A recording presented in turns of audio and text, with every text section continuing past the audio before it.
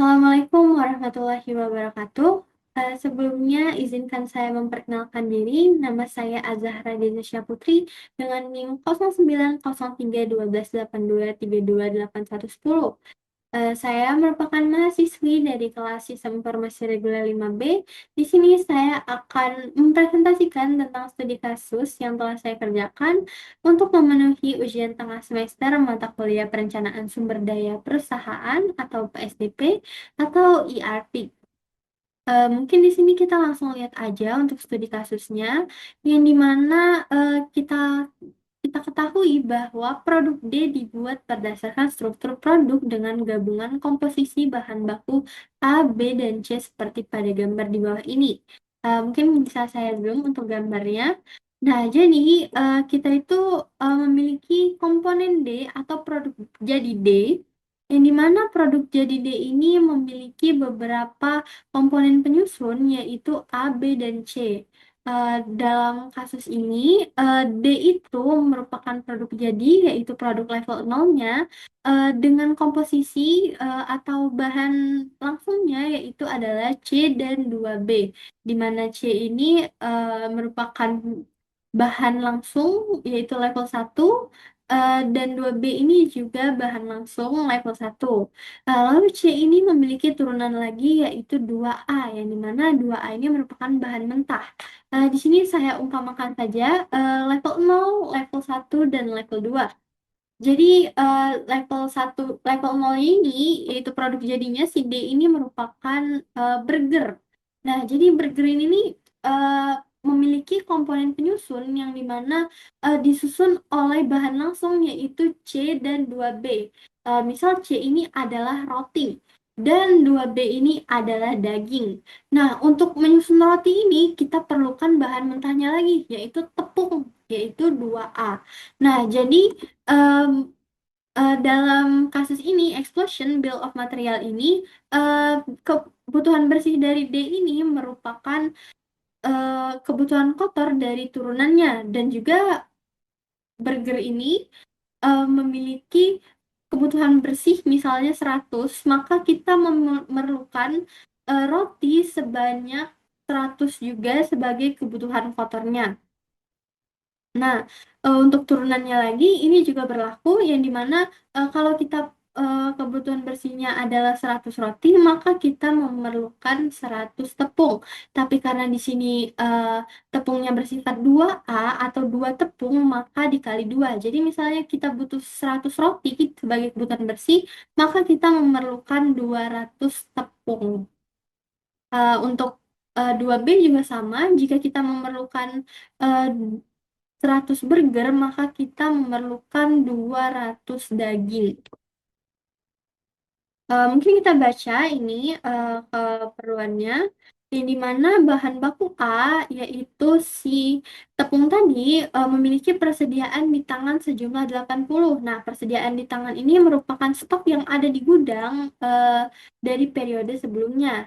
Dan terdapat rencana penerimaan, yaitu stok akan masuk ke gudang pada bulan keempat sejumlah 30 dan pada bulan ke-8 sejumlah 70, serta stok aman sejumlah 10. Nah, stok aman di sini ini merupakan stok yang kita pesan juga selama proses netting untuk menghindari mengantisipasi kelebihan ataupun kekurangan produk untuk periode atau bulan selanjutnya. Nah, lead time 2 bulan. Nah, lead time ini merupakan waktu pesan atau waktu yang dibutuhkan untuk barang itu sampai ke gudang. Jadi lead time-nya ini adalah 2 bulan. Nah, untuk bahan baku B ini persediaan di tangannya 103 dan waktu lead time-nya 1 bulan dengan stok aman 25.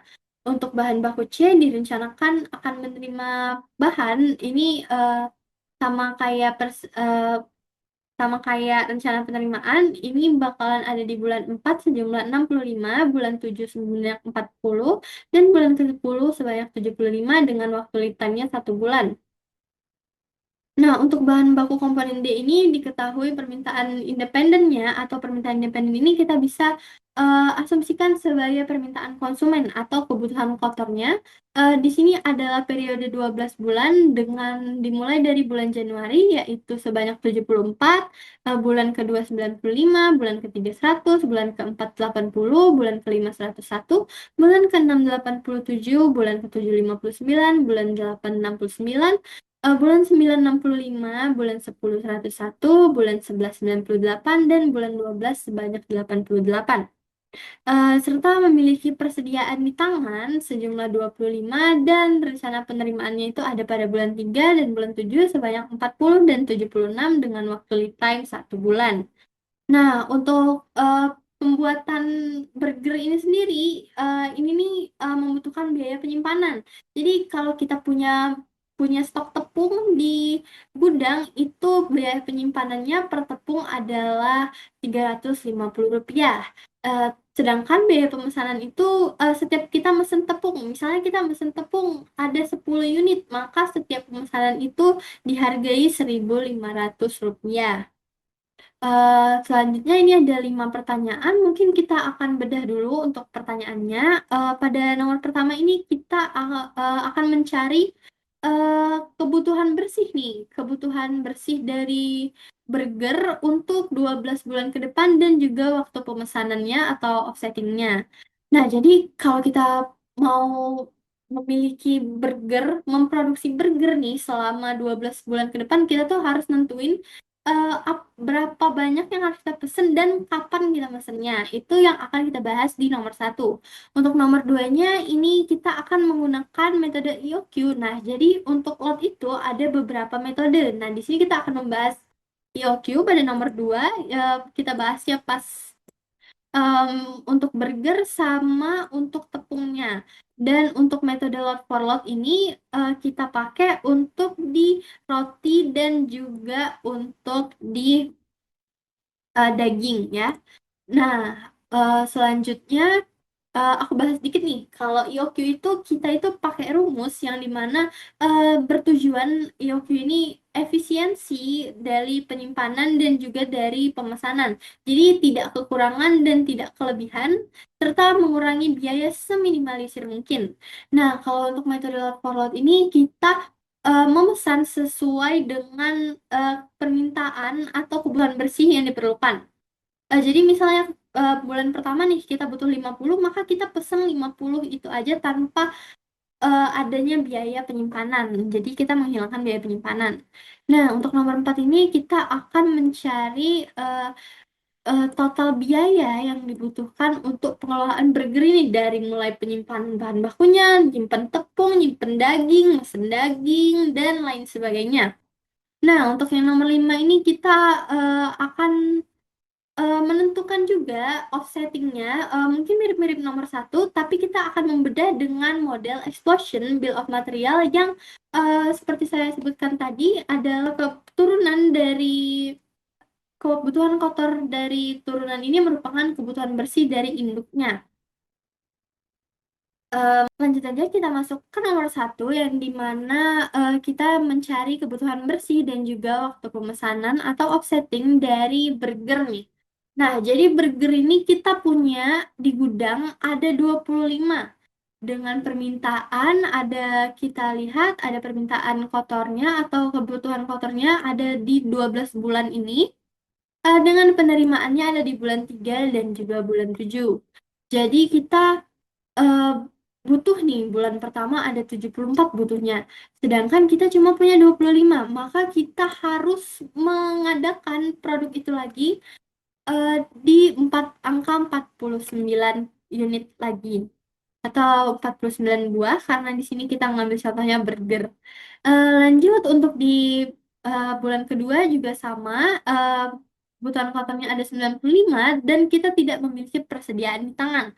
Makanya kita butuh 95 burger lagi.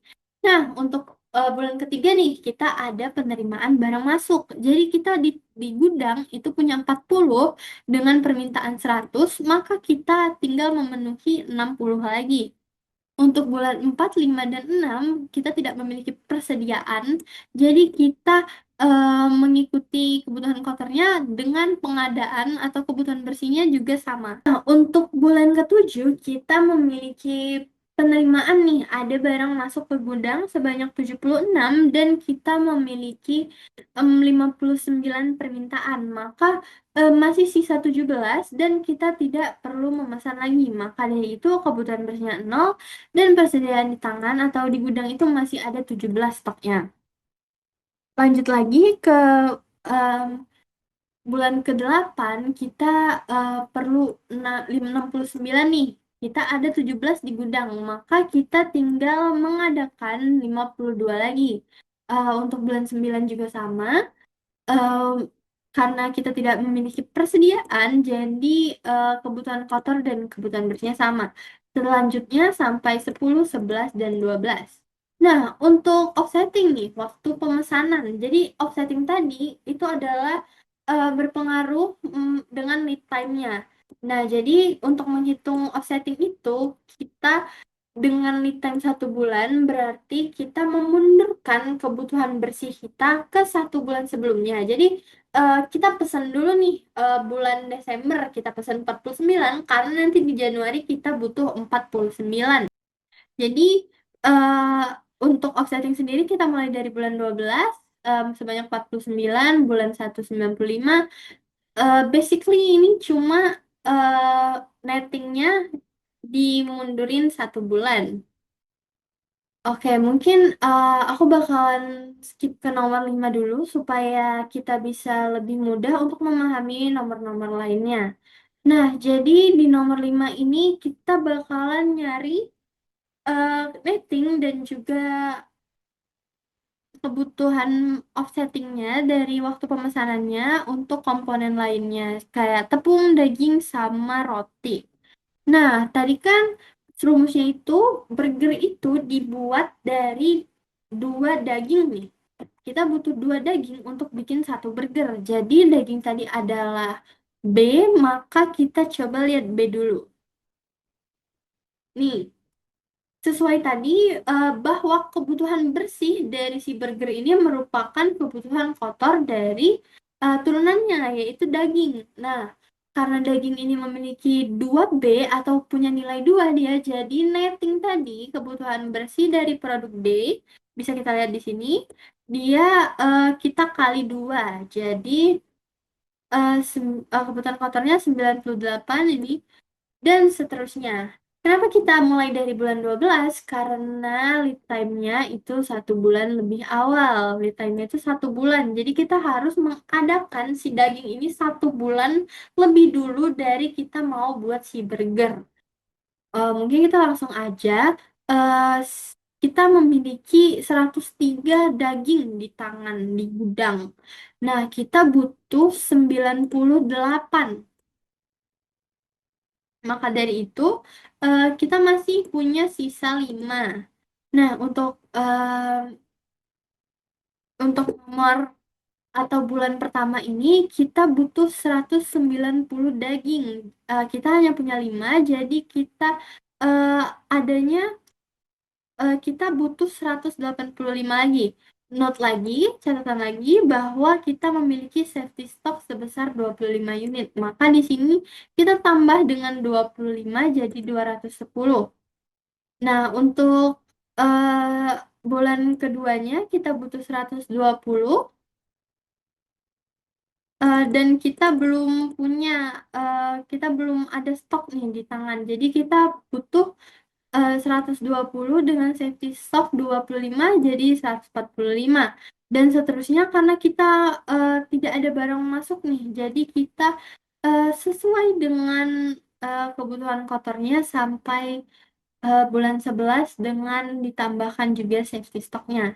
Nah, untuk settingnya sendiri, ini dengan lead time-nya 1 bulan, jadi kita melakukan pemesanannya 1 bulan lebih awal, sama seperti komponen D tadi. Untuk produk C atau produk roti tadi, kita butuhnya itu sama seperti yang tadi, yaitu misalnya kebutuhan bersih dari burger ini ada 100, maka kebutuhan kotor dari si roti ini ada 100 dan dia berdiri tunggal C aja, jadi tidak perlu kita kali dua.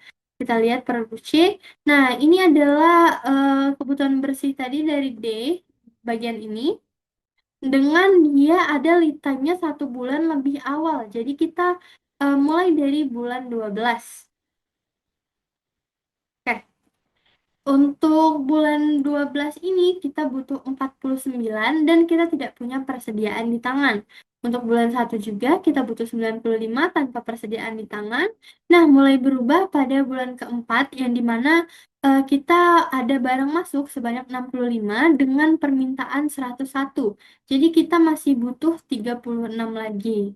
Nah, untuk selanjutnya karena kita tidak punya stok di tangan nih, jadi sama pada bulan kelima 87 kebutuhan kotor dan 87 kebutuhan bersihnya. Nah, ke bulan 6 ini tidak ada permintaan, maka kebutuhan bersihnya juga tidak ada. Jadi kita nggak mesen barang karena kita tidak ada yang mau barang keluarnya. Tidak ada pemesanan. Nah, untuk bulan 7 nih ada masuk barang sebanyak 40 dengan kita butuh 52. Masih perlu 12 lagi. Nah, untuk nomor bulan 8 ini kita butuh 65 dan kita eh, nggak punya stok. Jadi kita harus mengadakan 65 roti. Nah, untuk bulan 9 juga sama. Untuk bulan 10 kita ada masuk 75 roti dan kita butuh 98, maka kita perlu 23 lagi. Untuk bulan 11 kita tidak punya persediaan, jadi kebutuhan kotornya 88 dan kebutuhan bersihnya juga 88. Nah, kebutuhan bersih dari C ini kita majuin ke 1 bulan karena lead time-nya 1 bulan untuk menentukan offsettingnya. Nah, kebutuhan bersih dari C ini juga dipakai sebagai kebutuhan kotor produk atau bahan baku A, yang dimana bisa kita lihat di sini eh, A tadi memiliki nilai 2A, jadi kita kali. Nah, di sini udah dapat kali-kaliannya untuk 12 periode dengan lead time-nya 2 bulan lebih awal. Jadi kita mulai dari bulan 11. Nah, untuk persediaan di tangannya sendiri kita itu punya 80 nih. Kita punya 80 di gudang dan kita perlu 98. Jadi kita tinggal mengadakan lagi 18. Nah, jadi stoknya di gudang itu nol. Untuk bulan 12-nya kita butuh 190, bulan satunya juga 110, 120. Dan jangan lupa kita tambahkan dengan safety stock yang dimana safety stock untuk produk bahan baku A ini adalah 10. Nah, ini ada mulai perubahan di bulan 4 karena ada masuk barang sebanyak 30. Jadi, kita tinggal mengadakan 154 tepung lagi. Nomor ini pada bulan ke-8 ada yang masuk lagi sebanyak 70 dengan kita perlunya 202. Maka kita tinggal mengadakan 132 lagi dan safety stocknya ya sebanyak 10. Untuk bulan 9 dan 10 berlaku yang sama, yaitu kebutuhan kotornya 46, kebutuhan bersihnya 46, kebutuhan kotornya 176, dan kebutuhan bersihnya 176, karena kita tidak memiliki stok di gudang. Oke, mungkin udah dapet nih untuk kebutuhan bersih dan kebutuhan kotornya. Kita lanjut ke nomor 2, yaitu menentukan EOQ. Kenapa tadi aku cari dulu kebutuhan bersihnya? Karena di rumus EOQ ini adalah akar 2 dikali D dikali K dikali H, yang dimana D itu tuh total kebutuhan bersih dari suatu komponen atau suatu produk atau suatu bahan yang kita mau stok. Nah, jadi kita mulai dari bahan baku D dengan total kebutuhan bersihnya adalah 876, biaya pemesanannya 100, 1.500 dan biaya simpannya 350 perak. Kita jalankan rumusnya dan kita dapatkan 86,65 unit. Kita bulatkan menjadi 87 unit. Dengan seperti itu kita bisa lot, kita lakukan lotnya 87 dengan metode EOQ. Jadi kita itu pesen sesuai yang kita butuh. Jadi pada bulan pertama nih kita butuhnya 49. Kita pesen 87, kita masih punya 38. Nah, tapi 38 itu masih kurang untuk bulan selanjutnya. Jadi kita pesen lagi 87, sisa 30. Kita pesen lagi 87, kita butuh 60, sisa 57. Kita pesan lagi dan seterusnya. Nah, kenapa yang di bulan 11 ini beda? Dikarenakan kita punya persediaan cuma 6, tetapi kita butuhnya 98. 87 tambah 6 itu cuma 93, jadi masih kurang. Jadi kita melakukan lot 2 kali pada bulan 11 dan menyisakan 82 stok untuk di gudang. Berlaku juga selanjutnya itu karena kita masih kurang jadi kita lot lagi. Nah, untuk bulan 7 ini kita nggak ada permintaan, jadi stoknya itu masih 50 utuh dan kita tidak perlu melakukan lot. Nah, untuk bulan selanjutnya baru nih karena kita kurang, jadi kita lot lagi nih 87 dan sisa 85. Untuk bulan 9-nya ini kita perlu 65, kita masih ada 85. Jadi masih cukup dan masih ada lebih yang kita akan simpan lagi di gudang dan kita tidak perlu melakukan lot. Oke, untuk bahan baku A ini mungkin kita sudah nyari tadi kan untuk apa namanya, untuk kebutuhan bersihnya kita boleh remind lagi untuk ke soal tabel di nomor 5 nih. Jadi kalau kebutuhan bersih di sini kita jumlahkan, kita akan mendapat angka yaitu 1.332. Jadi kita masukin lagi aja ke rumus kayak tadi dan dapat IOQ-nya adalah 107.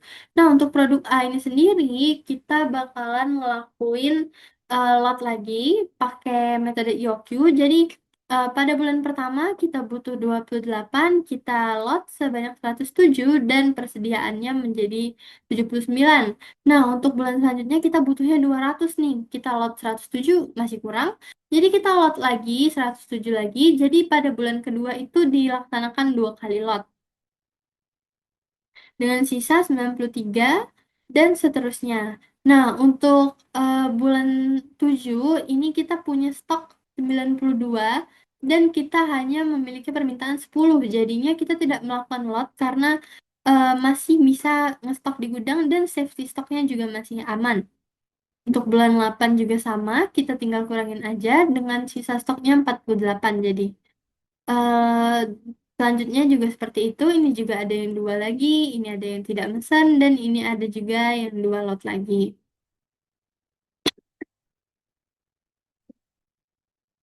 Oke, mungkin kita lanjut ke soal nomor 3 menggunakan metode lot for lot. Nah, jadi lot for lot ini pemesanannya itu sama kayak nettingnya. Jadi nih, kita butuhnya 210. Jadi kita lot sebanyak 210 dan ini menghilangkan biaya persediaan. Jadi eh, di gudang itu nggak ada stok yang numpuk. Nah, untuk ini kita skip aja karena kita akan bahas di soal nomor 4. Nah, untuk produk yang C ini juga sama dengan metode lot for lot ini kita eh, memesan kebutuhan bersihnya ini sama kayak lotnya dan kita lakukan sampai bulan terakhir juga. Nah, untuk nomor 4 ini kita akan menentukan total biaya yang diperlukan untuk pengelolaan bahan baku A, B, C, dan D. Nah, jadi total biaya dari bahan bakunya ini kita eh, tambahin dulu nih. Kita lihat kita berapa kali mesen. Kita bisa lihat nih lotnya. Untuk eh, produk A, kita melakukan 1, 2, 3, 4, 5, 6, 7, 8, 9, 10, 11, 12, 13 kali lot. Yang dimana 1 kali lot itu kita dihargai 1.500, jadi dikali aja jadi 19.500. Untuk biaya penyimpanannya itu kita dari setiap unit itu 350, maka kita menambahkan menjumlahkan seluruh persediaan ini dapatlah 695 Kita kalikan dengan biaya penyimpanan per unitnya, dan ya dapatnya 243.250. Untuk totalnya kita tambahin aja dari biaya pesanan dan biaya penyimpanan menjadi 262.750. Nah, untuk produk B ini sama, kita melakukan lot. Jadi lot ini kita setiap bulan nih kita sama, karena kita pakai tadi metodenya lot for lot. Jadi kita menghilangkan biaya penyimpanan. Sehingga biaya penyimpanannya ini 350 dikali 0 dan kita memesannya sebanyak 11 kali. Jadi eh, biaya pemesanannya ada di 16.000. Untuk totalnya itu 16.500. Lanjut, untuk produk C ini kita juga menggunakan metode load for load yang dimana kita memesan setiap kali dibutuhkan dan menghilangkan biaya penyimpanan. Jadi sama, pemesanannya dilakukan 11 kali dengan biaya pemesanan 1.500, maka didapat hasil 16.500. Nah, terakhir untuk produk D kita menggunakan metode EOQ tadi dengan 11 kali lot. Jadi eh, dihargai 11 dikali 1.500 dengan 16.500 dan biaya penyimpanannya kita tambahin dulu ini jumlah persediaannya semuanya, yaitu 613 dikalikan dengan 350. Jadi biaya penyimpanannya adalah 214.550.000. Jadi total biayanya adalah 231.150 perak. Untuk total keseluruhan kita tinggal jumlahkan saja eh, berapa sih biaya kita nyimpen sama biaya kita mesen burger, roti, daging, sama tepungnya. Kita dapetin di angka 508.800. Oke, mungkin tadi nomor 5 udah aku jelasin juga. Mungkin yang belum belum terlalu dilihat itu kita highlight di safety stocknya nih. Jadi safety stock ini kita jumlahkan untuk setiap kebutuhan bersih. Jadi setiap kali mesen kita itu tambahin sesuai safety stock yang ada. Jadi untuk komponen D ini si burger nih kita kita pesan 10 unit lebihan untuk mengantisipasi kekurangan di bulan selanjutnya. Em, Mungkin sama dengan yang lain. Mungkin saya akan meng-highlight ini juga. Angka yang ada di baris offsetting persis menyalin kebutuhan bersih, tetapi dipindahkan waktunya sesuai dengan lead time perencanaan. Nah, bisa kita lihat dari produk A. Ini kita butuhnya itu kan nettingnya itu ada di angka 28 dengan lead time 2 bulan lebih awal. Jadi kita pesennya, offsettingnya 2 bulan lebih awal sebanyak 28 unit. Begitupun seterusnya.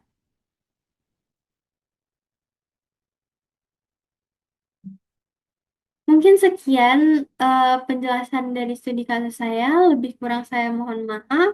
Saya akhiri. Wassalamualaikum warahmatullahi wabarakatuh.